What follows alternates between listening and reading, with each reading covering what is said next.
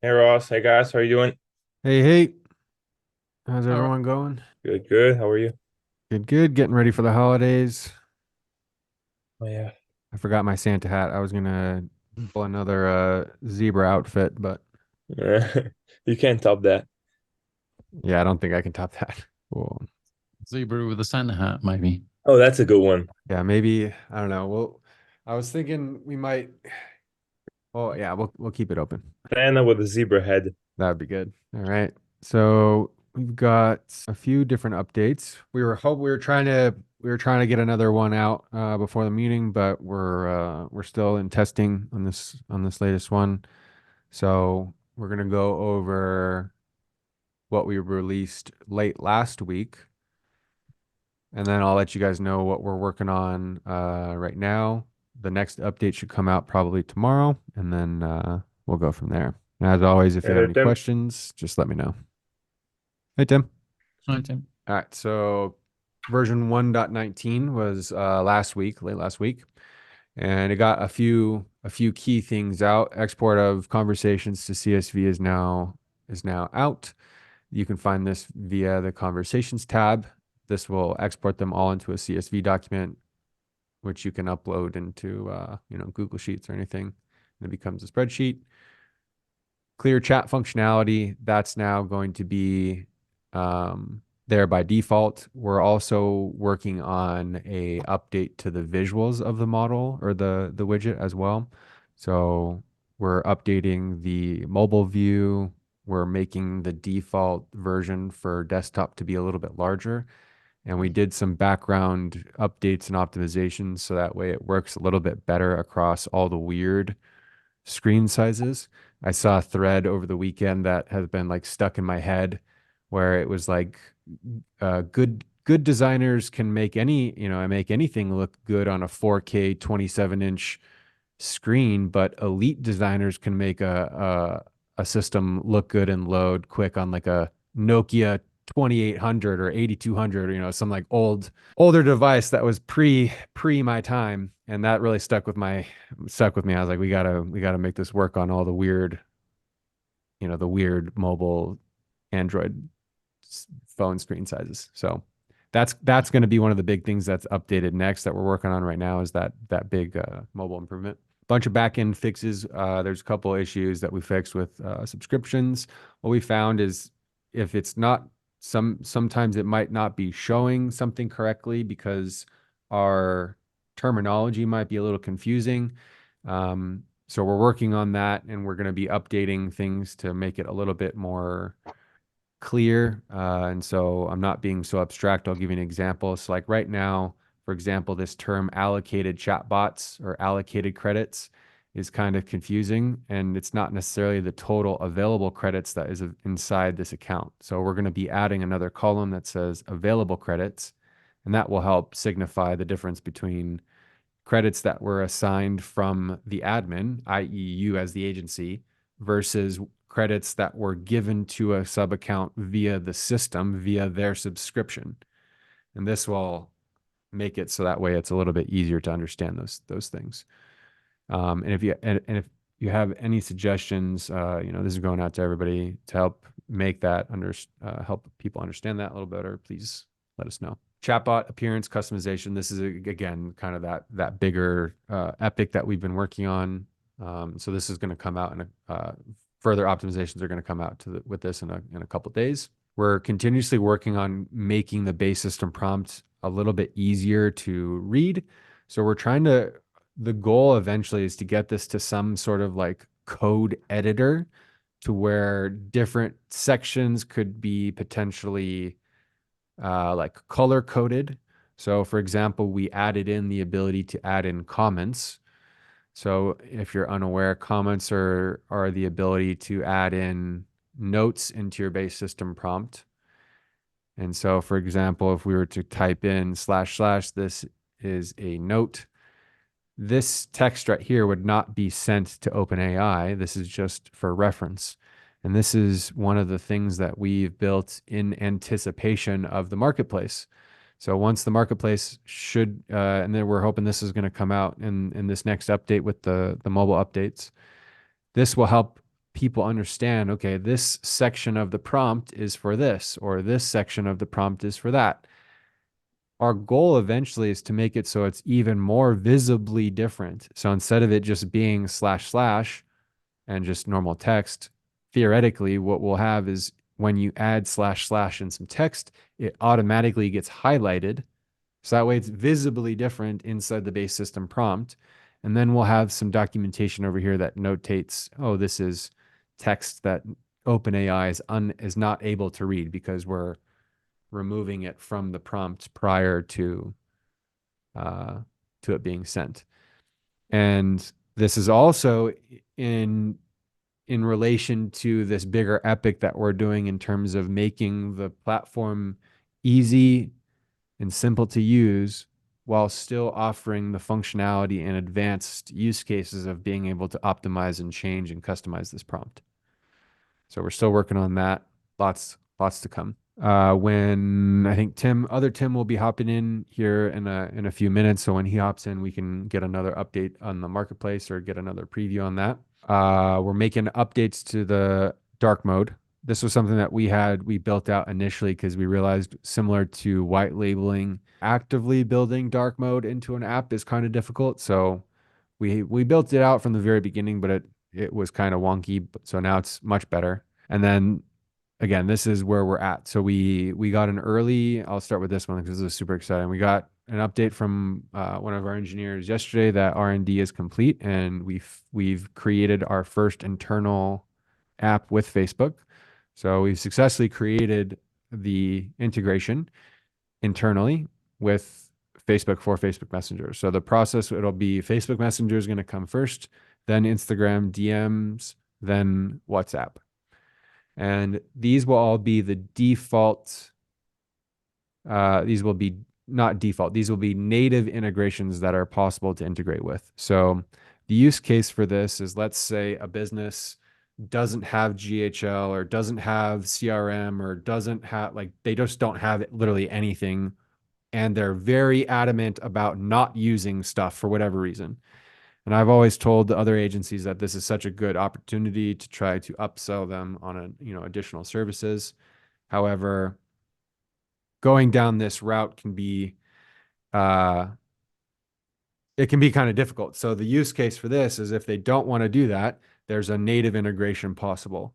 So it's going to be extremely simple. So if they want to have, some sort of crazy flow where, if they respond with this thing, I want it to do, like, we're not building the crazy complicated builder.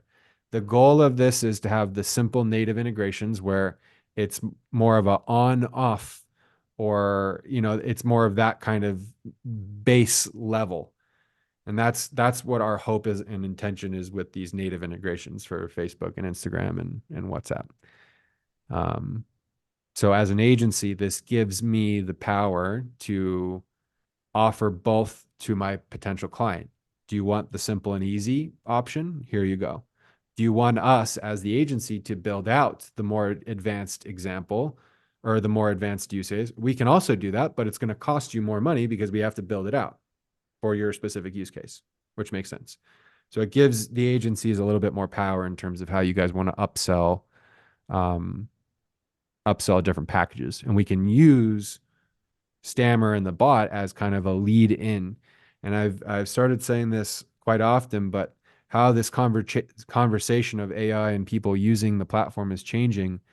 Businesses are starting to realize this themselves by using these other platforms to then go out and seek out these other solutions that are more advanced, that they might not be wanting to, dive down the rabbit hole. They're willing to use ChatGPT, but they don't want to go down the rabbit hole of any of these other platforms. And that's where all of us as agencies can kind of come in, use Stammer as that foot in the door to get them interested in something, get them on a call to figure out what exactly their use case is, and then modify the bot, build out further automations.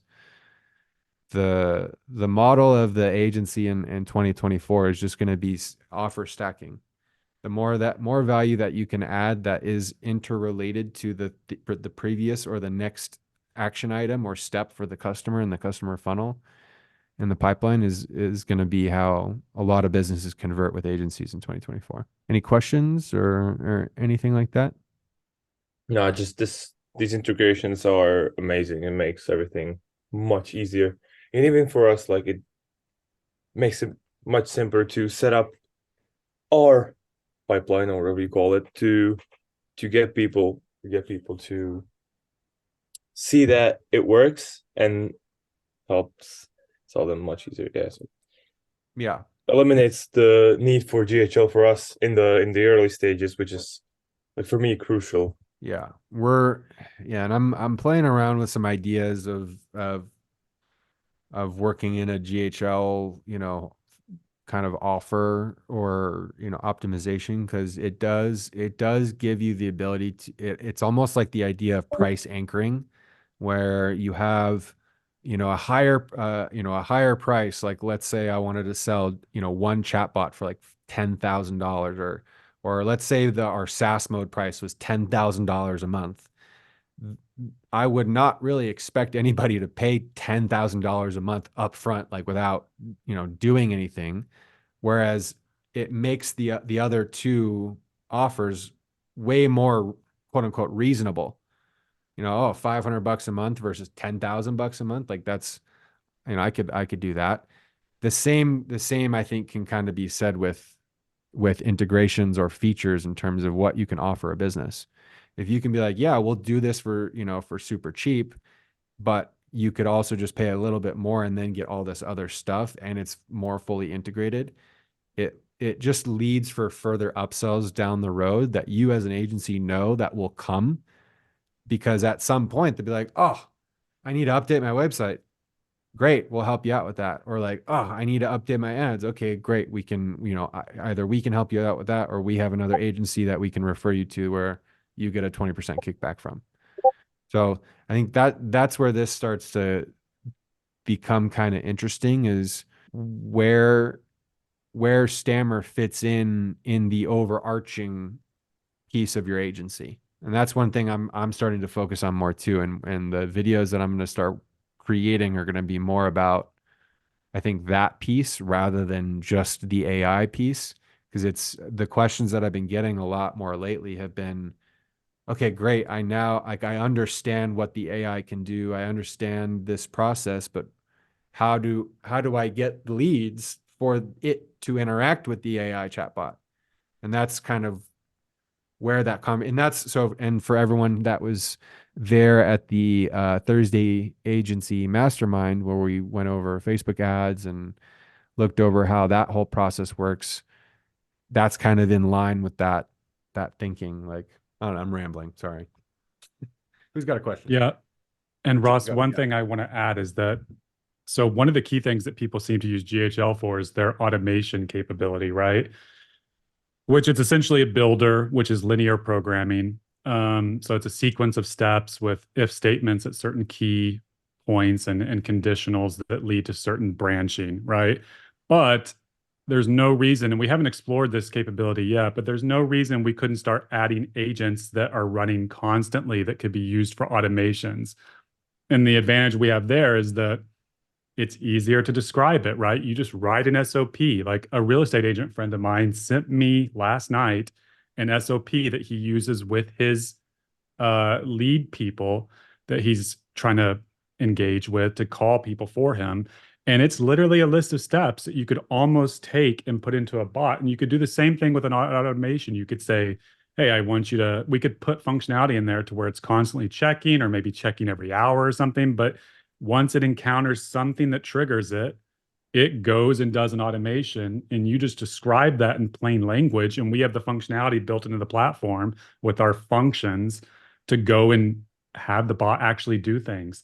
So in the future, because in the future, we think, Ross and I, that normal programming, and even builders perhaps are going to be gone and replaced with creating not scripts. What's the word we use? Creating, instructions for an AI agent, basically. And that will be able to handle a lot of the alternative use cases. So there's been some other questions about like what happens when somebody doesn't want to book a meeting but still has questions or like wants to continue that conversation. You don't the need to build out the spiderwebbed flow doesn't need to continue.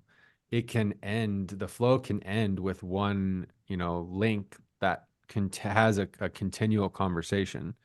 And I think that's where the marketplace, because I can tell that we're being super abstract right now without examples. Right. So this is why I know the marketplace is going to be super, super good, because we can basically just be like, here's this variation and example for a use case that we're all talking about, and we can go through it step by step and explain the base system prompts step by step, basically. And that way, as agencies, we all know what's happening, quote unquote, in the background, because the more that we develop out the system, we're going to try to make, like I said earlier, continue to make it simple and easy to use for users. But as agencies, we still have the power to go into that big system prompt and edit and update it as needed to be able to do some of these more intense use cases. Yeah, and add it right back to the library, to the marketplace, which should be out tomorrow to view and clone from. Oh, brilliant. Yeah. So things like the integration with Facebook Messenger, is it going to recognize intent? So if somebody says, "Do you want more information?" and they say sure rather than yes, is it going to know those kind of things? Oh yeah. If you tell it, yeah, well, yeah, but inherently it will understand that, just like ChatGPT does. Yeah. But even more complex. Oh, go ahead, Ross. Go ahead. You got it. No, I was going to say, like, you can describe to it instructions that are incredibly complex, right? You can tell it something like, evaluate this customer's desire to purchase this product. And if it's high, which that's vague, but vague is power, right? And you can say, if the customer's intent to purchase is high, then do X. Otherwise, do Y, Oh, which maybe that's a bad example, but hopefully that makes sense. I get the gist. Yeah. Well, another good example could be like if you enter in a bad email, it knows Oh, that it's a yes. bad email address. And it'd be like, "Are you Yes. sure?" Like that's not a right email. Can you re-enter it? Like we've had it go through that process of being able to, and we didn't tell it to do that. Yeah. Yeah, it's incredible. That blew my mind. So Ross and I were on a call with our lead developer, and we noticed that sometimes we were working on appointment scheduling, and we noticed that sometimes someone would give a bad email and it would fail, right? Mm-hmm. So I wrote one line. I said something like, "Make sure that the email is accurate and looks good," or something like that. And it did that, but not only did that, but corrected the email to the proper email and said, "Oh, did you mean at gmail.com?" And then we said yes, and it called the function with the proper email. So there's so much power in these AIs. And that's from adding 5 words. From a development point of view, that would be, hundreds of lines hundreds of code. of lines of, yeah. So, yeah, pretty exciting. The marketplace and our ability, like collectively, our interability to share and exchange and work on these things, I think is where collectively the platform is going to really kind of take off, because there's just going to be 10x, 100x more examples that, people are using, people are cloning. So yeah, all good things. Yeah. Do you have the marketplace up, Tim? Can you show or is there a bot in Yes. there that you can show? No, not yet. So, but there's not a lot I can show, but I can certainly bring it up. Okay. Yeah, it's not going to be super interesting, but let me go ahead and share my screen. So here is kind of the main view of the marketplace. And here is where all the bots are going to be listed. Now, the initial bot we're going to be adding is the appointment scheduling bot that we're currently using for Notifier. And we'll adapt that as we go along, and you'll be able to clone that. And we'll certainly look at yours as well and probably add to it as we go along. But after this, we're just going to start adding more and more bots, which we've already had a lot of requests on Discord. So just let us know, continue to let us know what we should put in here, as well as what categories. I know we had a lot of categories from you, Tim. I haven't added those in here yet, just because there were a ton of them and I didn't see the point in putting them in there yet until we have a bot that does that. Can you checkmark multiple categories? Yes, I believe so. If not, we will add that functionality. I think we we did multiple rather than sub because I pitched subcategories and I think we didn't go with subcategories. Yeah, and I think I tested that in UAT, but yeah, we will add that functionality if not. Yeah. So will there be a situation where that says appointment scheduling, but would there be a set of appointment scheduling different industries, or do you just customize it once you've got the base there? Probably as we go, we will add those. Yeah. It's Probably. kind of yeah, Yeah. that will be I think the goal will be getting the structure. Once we can get a structure out there that showcases, here's where you want to put in tone, personality, all Yeah. that stuff. Here's where you want to do this. And then we can give examples for a lot of generic use cases. And then people can use like, oh, that's similar to me-ish, and then go in and be like, oh, I can just replace this section with something. Because obviously there's the patient, client, customer. They're all very similar things, but you call the wrong one. Makes sense. That's a good, yeah, and that's a really good point. Yeah. Call a chiropractor client a patient, presumably, as opposed to a customer. They would be quite offended if you called them a customer. Yeah. Where somebody buying a motorbike is definitely not a patient until they fall off. That's funny. That's just like a funny thing to think about in general. Like I never even thought about that. Like if you were to go into a doctor's office and be like, "Hey, thanks for being a good customer." Yeah. Especially in the US. Yeah, we may have to add 2 categories or something, maybe because I was thinking use case here, which is what the bot does. But we may also need like niche or something. But we will have in the description. We can develop this obviously as we go along, so we can make changes to it certainly. But we also will have a description here and stuff like that. And I'll get one added certainly tomorrow before we release. So that'll be in the demo. But yeah, that makes sense. Because you get some bizarre situations like a vet. The customer will be a client and the animal will be a patient. Yeah, that's true. Sorry, I've worked with vets. It's really confusing. Will these also have links to like the software platform that they're going to integrate with? So will there be like a version of appointment scheduling for Salesforce, another version for HubSpot, another version for GHL, another version for, I use Force 24, you know what I mean? Will we have those sort of use cases mapped out, or would that be down to us to then go out and try it, run it? If it works, then drop it back into the marketplace as a solution? It's a good question. So we could have variations. It's really a setting, right? So if you go into the chatbot in the use case you're talking about, or the example you're talking about, it's dependent on what have you set up here, right? Currently, we only support Google Meets and integrating through Google Calendar, but we could, of course, we're working on Zoom, Outlook, those things. So it would just be a setting that you would change, but all settings are saved with the bot. So we could certainly create variations, appointment scheduling Zoom, appointment scheduling whatever. I'm thinking more for, actually, it's not just about scheduling, it's more for lead capture as well. So if we pass that conversation over to Salesforce and that lands in a person's Salesforce instance, they can reach out to that customer with the right information about that conversation that's just taken place. Right. Yeah, that's a good point.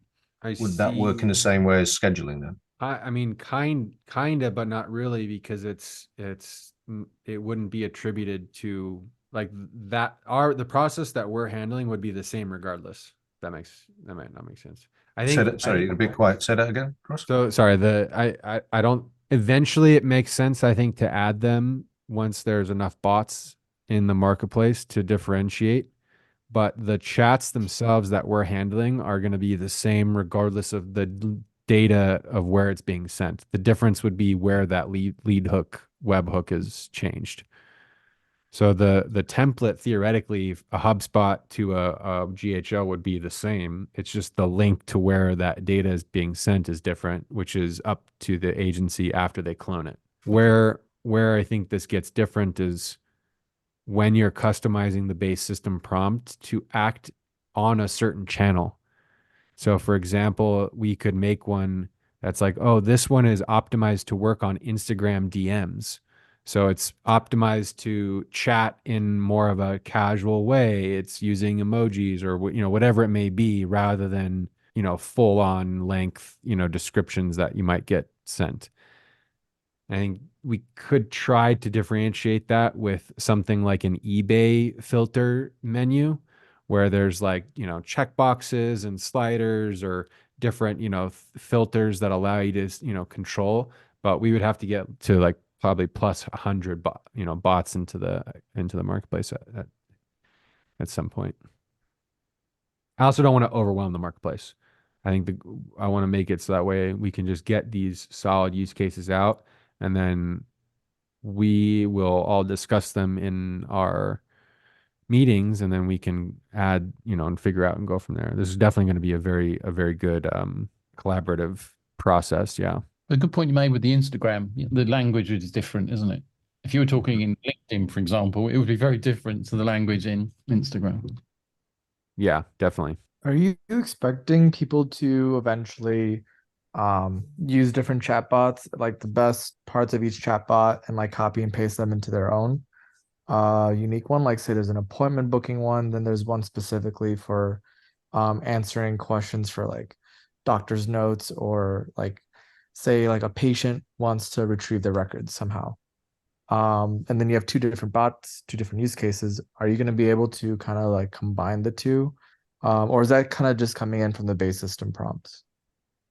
That's the how you would facilitate that process. You would take parts of one in the base system prompt and copy and paste it over into another.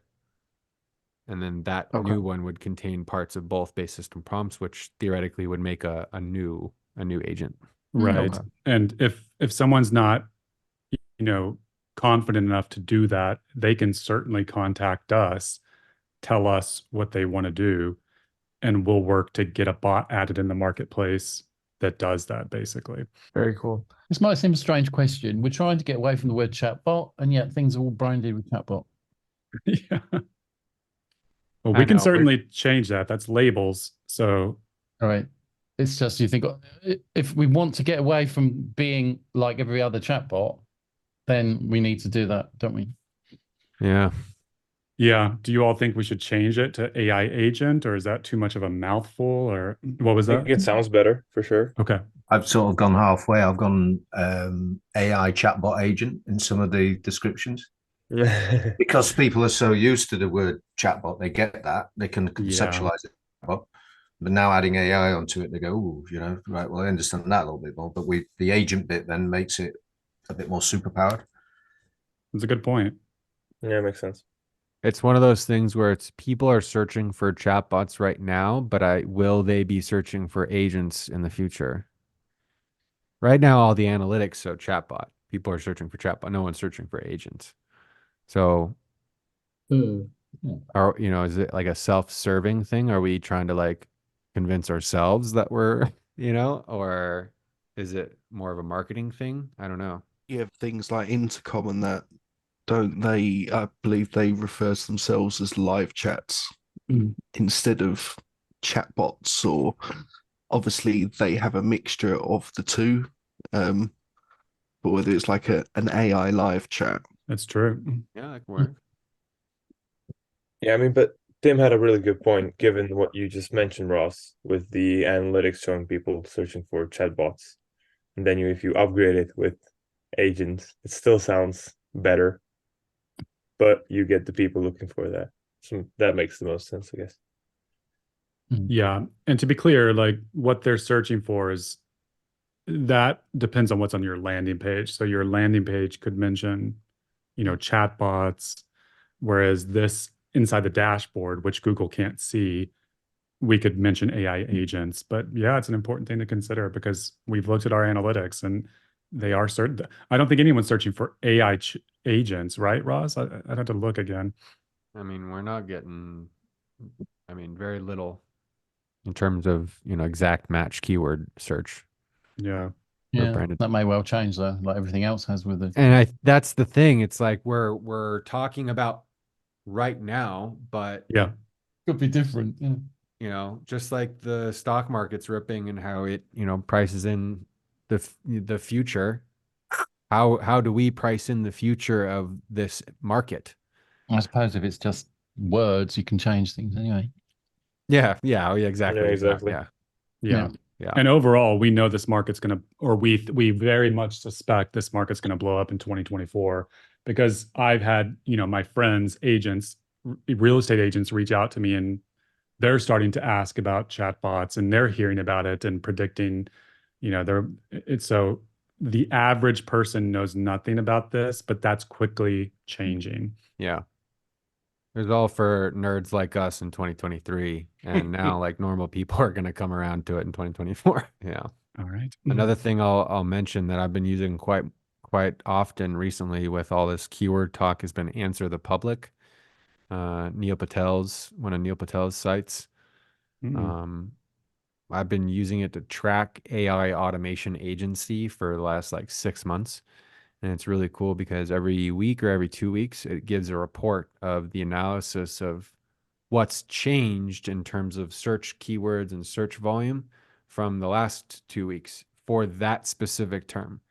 And so what Answer the Public does is it uses that as the core term, AI automation agency, and then it correlates that to every search term in Google. So AI automation agency for two of the, like all these words to figure out what people are actually searching for on Google, and then it tracks all that. And so as agency owners, what we can do is use something like that to track keywords in our niche. So what are our clients actively searching for? So like Tim said, if our niche is real estate and this real estate agent is actively searching for real estate AI chatbot or real estate AI solution or something like that, that could be a term that pops up in Answer the Public because it's more specific to that niche. And then that could be a good keyword to optimize an article around or a video or all of the above. Did you pay for that, Ross? I pay for it. Yeah. Okay. Yeah. I think it's like $50 a month. There's Socrates as well, isn't there? I think something. Ask Socrates or something. Socrates. Socrates, I think it's called. Yeah. So I really like that one. I actually use that one to get a lot of good content ideas, like for Really? videos kind of often.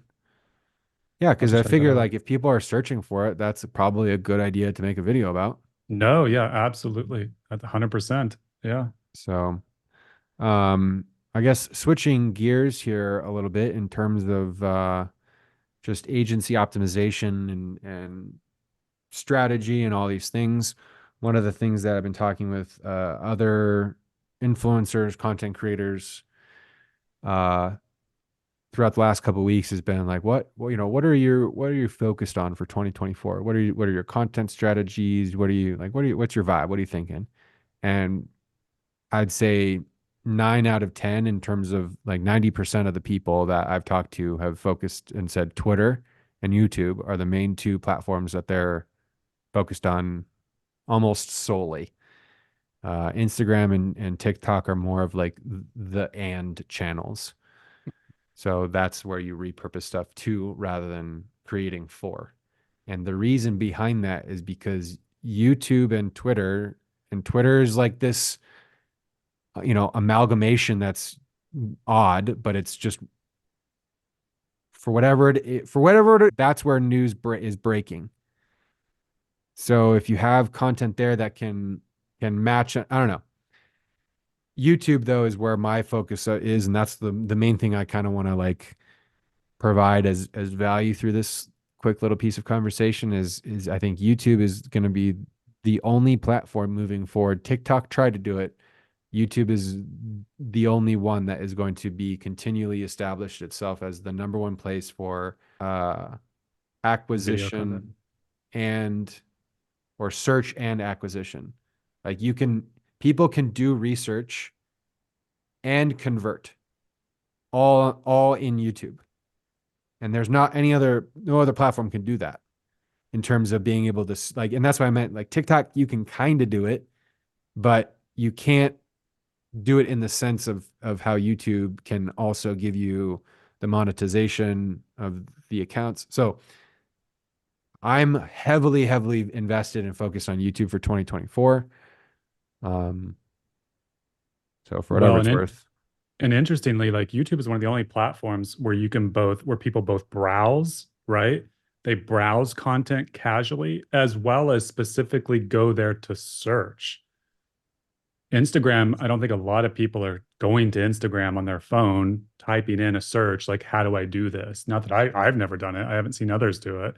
TikTok, maybe I've heard some people do that, but certainly YouTube. And they have both shorts, so short form content as well as long. Mm. Yeah. Is anybody else focused on YouTube at all or content creation for 2024?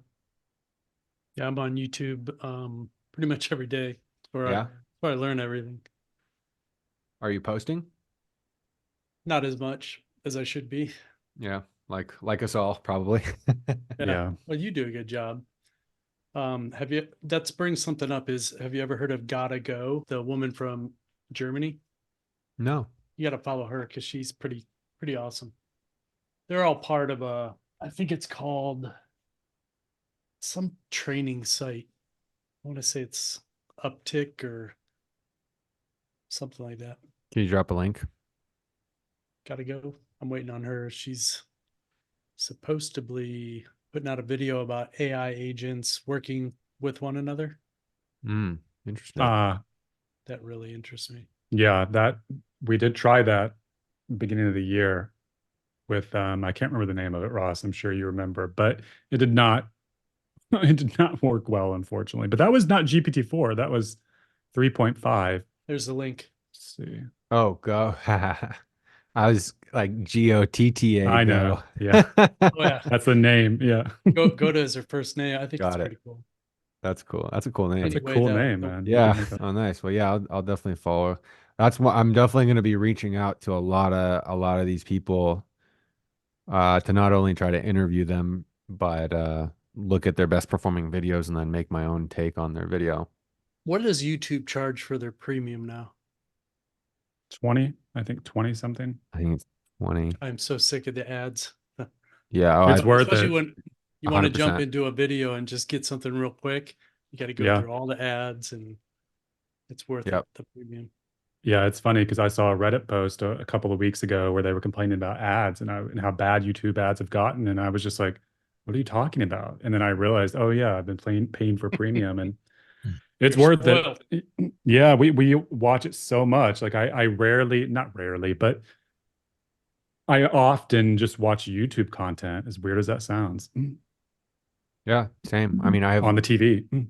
like 5 tabs of YouTube open right now. Like, Yeah, didn't I look at some analytics? Yeah, because we were talking about YouTube because of our strategy, right, for 2024.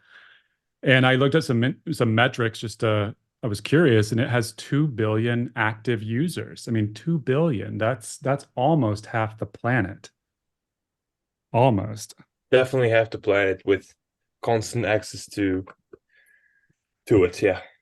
Right. Has anyone seen videos about GPT-5? How amazing No. that's going to Is there real information out there about it? is that page that they leaked? No, that was a 4.5 thing. Which, No, the by the way, V test you, page from this morning. Did you see that? oh no. Oh, well, so you go ahead. You go first. What were you saying about 5? 5. It's just gonna be amazing if Oh, yeah. everything they say is true, but pretty cool. But has there been any solid information that's been leaked? So far, I haven't heard anything. You know what? The thing is, there's a lot of information out there and a lot of it is speculation, but it's picking up. So more and more people are talking about what it's going to, and that's the way I am is I'll hear something once and I take it as whatever. Mhm. If I hear it twice, 3 times, 4 times, you Yep. start to get serious about it. Yep. Same. It's a fair point. That's from being in the Navy. Once you like register it a bunch of times, it's like, oh, maybe, yeah, I should pay it. Gary V, one too many times. Get out of my feed. Ah, a student. You can get it for $7.99 a month if I'm a student. Join a college course, right? Bonus of having a son in college. What was that last week when I was talking about how I was like, oh, 4.5 is going to be released Yeah, that was in last week. December, and then all of that stuff came out like 3 days after that. I think it was, right? And then Yeah, and then this morning they put out a test page or something that got leaked that says the letter V dash test on an OpenAI page. Like I think I think they're literally trolling people now. Like I think they're leaning into it. Keep mark because like it was trending last night. I think I don't know if it's still trending right now, It but is. It is yeah. OpenAI. And ATV and remember API. Tim, I said this too. I was like, uh he's out of publicity, or like he knows that he needs to get He's it back into the public eye, he's low whether on it's through power. controversy or whatever. And what better way to do it than just continuous leaks and stuff to just drip feed people, rumors. And Yeah. I see it becoming very Tesla fanboy in 2024, even Oh more so yeah. than it already is. Well, remember I told you what he needs to do, right? What did you say? Just get fired again. Get fired. Yeah, but you can get fired and then rehired only so many times, right? Once a quarter, right? Yeah, that would be acceptable, I guess. But yeah, I mean, I don't believe that whole thing was marketing, because I mean, obviously they affected materially the stock price of a major corporation. So I think that would be illegal. But it's interesting. They definitely know how to manipulate, or not manipulate, but they definitely are great at, what would you call that? Manipulating the normal channels of, marketing for a startup. They are good at that. And certainly it was masterful what he did with the Twitter marketing while that whole thing was going on. Yeah. Well, and it's like, and I just started realizing this year after being in social pretty heavily for the last like 3 years. I just now started realizing this, where the people that know how to play social media like a game can do anything. Like it's so easy. It's so easy to trigger people into doing what you want them to do when you're willing to become the villain. You're willing to like put yourself like, and that's all it really takes is like, if you're willing to put yourself out there, knowing that's not who you are as a person, as a human. Like you're playing a character, you're doing something in order to gain a reaction. And when you realize that, it becomes like, like everybody's trying to get me to do, take an action or do something. So as like a consumer, it starts to feel kind of really icky, like, oh, social media is just literally all about, money at the end of the day. But I don't know. That's a whole rant. Everyone's going on YouTube right now. I know. I was scrolling through that thing. So it seems like it kind of going off that. It's just the rumor mill. So like there's a whole like market now around OpenAI, kind of like how there's a market around Elon Musk and how like people track his flights and stuff. Like Yep. it's gonna be like that, I think, for Sam and probably Greg Brockman too. That last video I put in the chat, that's a good one. His name is Wes GPT, kind of cool. Mhm. But he's fairly new to the scene. But I think he posts every day. And this one is about, excuse me, it's about people paying for GPT Plus or Premium, what do they call it? Plus, Mm-hmm. versus using the playground. And he had really good points about, it just costs cents to use the playground every day. And the bonus of using the playground is there's no limits. So you can just go crazy all day long. But it's based on your API. I think it's towards the end of his video, but that's what I watched this morning laying in bed. I'll have to watch that. Do you have a list of all these people that you follow on YouTube? Yeah, I could put that together. Or just like a screenshot of your followers or something like that? My subscriptions. Or subscriptions, yeah, something like that.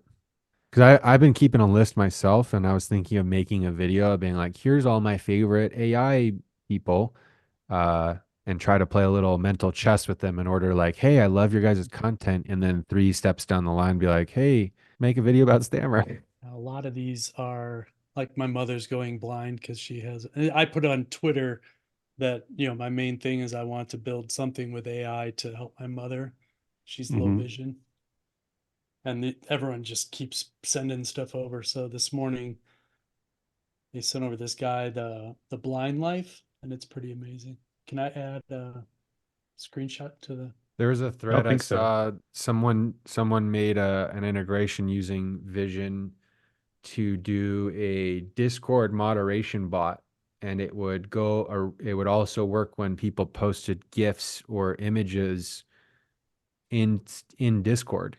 The bot would be able to take a screenshot of whatever the piece of media was, and then Vision would analyze it and then be like, oh yeah, this is against our moderation or whatever, and then use that to call a function to then delete the post and ban the user from Discord. Oh, nice. I didn't know that Zoom supported images now. Wow. Thank you, Rick. That's awesome. Oh, And there's the then list. here's the next page. All the See standard. a lot of similar ones on there as mine already. That's good. Do you mind if just before we finish off, because I guess we're going to stop soon. I've just got a couple of system questions.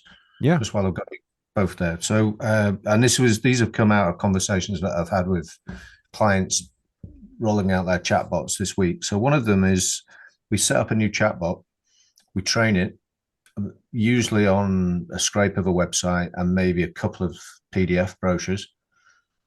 And then we ask it the first question, and I get the three dots in the sort of thing here. But the speed at which it comes back to answer the question is taking a long, long time. And I just wondered if anybody else is experiencing that, or is that something I need to do? Is it something I can adjust in the base prompt?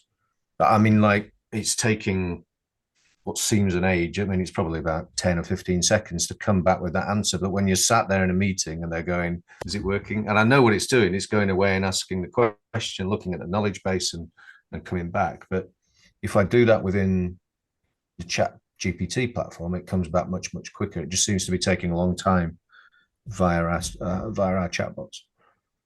Do you see Yeah. that? No, we haven't seen it, but then again, we haven't scraped massive amounts of data into a knowledge base because we find it to not be quite as effective. Can you share one of those chatbots with us and we take a look at it? I'll drop you an email with that. Yeah. Okay, perfect. So do you think is it better to start small with the knowledge base with the URLs and then build it over time? Yeah, certainly. In fact, what I do at this point is I use just one central FAQ page and use that. Otherwise, you're going to fill up the knowledge base with a ton of irrelevant information, at least in our experience, and it's going to affect the way the chatbot kind of responds. Now, if it is something that requires a use case that has like a massive amount of data, what could be good is that we could create a function that directly connects to that database and does a search that way. But that would be new functionality we have to create, which we could certainly do. But yeah, send me that chatbot. We'll look into it. There are probably some things we could do to optimize it. So we may need to do that. Because these are some of them are new chatbots I'm using to send as a demo out to a new client, and I want them to sort of be wowed by the instant response. When they ask that question. Right. But maybe I'm at fault by adding too much content in there. Any idea how many URLs it was that you scraped? It was over 100. That still shouldn't be too much. Yeah, send me the information. It's probably when was this also? Was this very, very recent? Like today, yeah. But we haven't rolled out KB dysfunction. Yeah. And I'm using Turbo. KB would help, right? Or it should, but they have said also, Ross, that Turbo is not that it's a preview essentially. So maybe ChatGPT is having some serious, API load on Turbo right now. Send us the link, Tim, and then let's do some R&D on it internally, and then we'll figure out why it's performance slow. And the other question is related to that, but it's more related to the number of PDFs that you would recommend being loaded in and the style of those PDFs. So I guess it's not a good idea to load a PDF which is image heavy. It needs to be text heavy. Is that right? Yeah, it can't read images, that's for sure. So I would definitely load a PDF that is well structured, as far as obviously it needs to be actual text within the PDF. And it can be confusing sometimes, especially if you're on Mac OS, because remember, when you open an image-based PDF in preview, Mac it'll sometimes translate that into real text, right? It's got OCR, optical character recognition. So what you can do is actually use ChatGPT. If you're not sure if that PDF is truly text or not, load it in a ChatGPT, at least with GPT-4, and it can find out. It'll do an analysis. So that's one thing. Also, overall, make sure that the PDF you're using is not just blocks of text. If it's just paragraphs, you have to think of how the search on meaning works, right? It tries to find words that mean the same thing as whatever the user's query is. And so if it doesn't have headings in there that clearly summarize what that section is about, it may be hard to extract the right section of text. So often what works well is, textbooks or any book that really is well summarized with headings for paragraphs and some kind of structure. I've got a stack of like technical PDFs for an engineering company to try and load in because they want to try it with their in-house technical teams now as a reference. That should work pretty well, I would think. Another thing you can do is there's a video on the web scraping page that shows how you can, if you have data that isn't structured properly, you can actually use ChatGPT to restructure it properly for you. You basically just copy the text or maybe even upload it to ChatGPT at this point and tell it, hey, go through and, for all these paragraphs, summarize and make a heading that properly reflects what they're about. And that can add some structure to your data so that it's easier for the semantic search to work properly. Okay. Tim, a Do you quick have that question. video? Do you have a link to that video? It's right there in the dashboard. When you go to web scraping, you'll see it on the right-hand side of the page. We're going to be moving it because it doesn't look good there, but that's where it is currently. In the Let me agency? just make sure. Yes, in the agency view. Let me double check while you're on the call it's like here. in the actual section on the chatbot, we added a video on that page. Yeah, there it is. Web. I don't know if that's spelled Can you right. share, We'll have to share your fix that. screen, Tim? Oh, yeah. So if we go, let me find Zoom, share screen. Okay. So here it is right here, web scraping documentation. And here kind of goes into the prompt I use in this with this web pilot plugin, but you can easily copy and paste as well. Got it. Okay, great. And then one quick question I want to ask you, Tim, is would you find it useful to have an option or a button that would allow for our system to pre-process the PDFs and the website data and then potentially fill in the QA section with Q&As as a alternative way to try to make it so that way, like, this data is not all there in a sense? Does that make sense? Yeah, so you're optimizing the knowledge base, aren't you, with the content that helps the chatbot, the AI agent work in a better way. Yeah. Yeah, we could add an option in here. Yeah. Maybe it's an option like you checkbox it or something, but it would go ahead and do that process that we're describing. So summarize the data, maybe put it in a Q&A format so it's easier to search. Because to be honest, a good 20 to 40% of web pages will contain is it uncontextual or non-contextual data? Non-contextual. Non-contextual data based off of a user's query. So that could be, for example, like an HTTPS link or, something that is in no way referenced, but for whatever reason, the semantic search pulls that up as the highest probability of a match. If we removed that altogether and just provided Q&A that is more contextual to what a user might ask, theoretically, the bot would perform better, faster, because it has a better match with an exact Q&A answer. And this is something that you can do right now where you enter in a PDF or a website URL into ChatGPT and then just say, hey, please make a set of Q&A pairs based off of this PDF. And then it will generate, 10 questions and answers based off of the information in that PDF. And then you could import those or add those into the knowledge base under Q&A. And so the idea would be we would basically do that for you, do that entire process for you. So you take a website URL and say do you use Web Pilot in ChatGPT-4 then? I used to use Web Pilot all the time, but now I've just been using the native GPT-4, whatever, their base model in paid, which includes the web script model. Most websites that aren't majorly big don't block the GPT bot from scraping them. So most sites it just works natively without the plugin. And then just ask for an FAQ, 10-point FAQ or 12-point FAQ on the content of that particular page. Yeah. Yep. FAQ. I tend to use the terminology QA pairs. Yes. Okay. And here's the prompt I used in that tutorial. I literally said, well, and this is when they didn't have the ability to scrape a page temporarily, but I said, use the Web Pilot plugin to scrape the web page and use the data you see on that page to come up with question and answer pairs to answer questions the customer may have. Give the result to me in one of your code boxes so it's easy to copy and paste. Okay, that's really helpful. Thank you. Yeah, no problem. And overall, like the most important thing with anything machine learning or AI related is the quality of the data that you put into the model. And that's certainly true when you're, training a model or leveraging one like we're all doing with this. So if you can improve that data and make it as closely as possible to, what a customer would actually ask, which is what a Q&A pair is, then that's where it gets really good.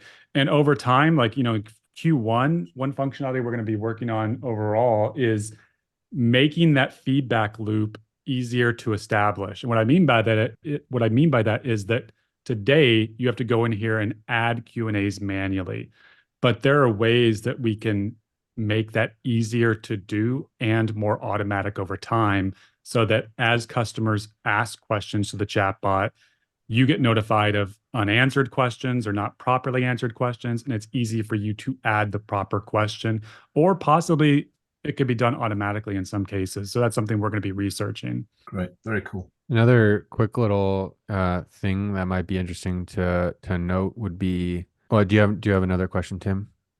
No. Okay. Just making sure. I saw this with another bot the other day where it would, vidIQ, the YouTube thing, their internal GPT integration or whatever will give you a response and answer, but then it will also generate 3 follow-up questions and then put those in little bubbles for the user to then click as like the next question in the conversation. So it's like GPT is generating a response and then also generating 3 questions that the user could potentially use to respond to that response. That's all done through a prompt. Kind of meta. Yeah, I think so. But I don't know. That was just another interesting point that I thought was interesting. Where'd you see that at? vidIQ. Cool. So I think we'll probably take a break for Thursday. I don't have anything planned, and I think I'm going to be driving down that day to San Diego. So I think we'll pause for this week here, and then we'll pick up office hours and agency mastermind calls the week of the 4th of January. And then anytime between now and then, I'll be hyper available on Discord and can hop in any, meetings, one-offs as needed. But for the big scheduled stuff, we're going to take a break here, enjoy some family time. Although we will be releasing, because tomorrow we will. And also releasing hundreds of updates that entire time. Yeah. So we have Marketplace going live, most likely tomorrow. We have KB, what we call knowledge base as a function, which I'll try to find a way to explain that in the video easily. Basically, the knowledge base functionality is going to behave much better. And because it's behaving much better and no longer polluting the prompt, as I call it, everything else will work much better. So that's going out tomorrow. Also, Tim Bennett, we have one going out tomorrow, maybe 2 from you, tying transactions to a specific chatbot where applicable, so where possible. That will be going out, and there may be another one. But anyway, obviously, I'll create the release notes tomorrow with the video like usual. But yeah, we're going to continue to rolling things out. Right on. The latest update, I know you covered it earlier, Ross, but that simple thing of being able to export conversations now into a database, that's phenomenal in terms of ticking all the boxes for GDPR.